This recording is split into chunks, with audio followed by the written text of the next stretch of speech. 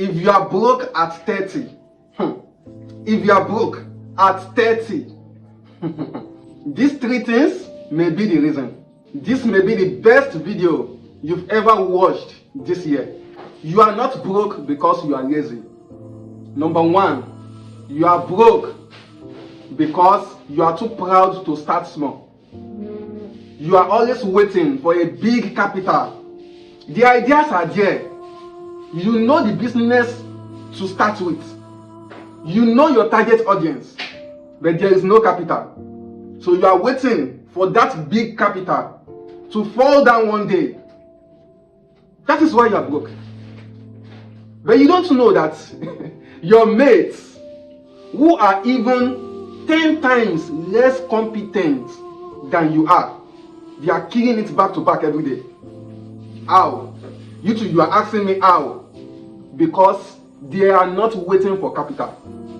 They are using what is inside their brain to make money for themselves.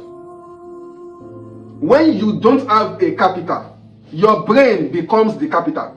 Number two, you are broke not because you are destined to be broke, but because you are a consumer, not a producer.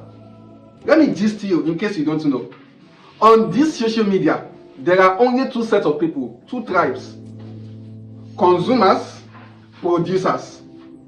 Producers make money, consumers spend money. They get drained mentally, financially, emotionally, in fact, spiritually.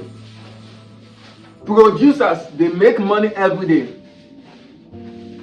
Money moves from consumers to producers. So, if you are still broke, definitely you are still a consumer. Number three, you treat money like Holy Spirit. You don't read books. You don't have any mentor.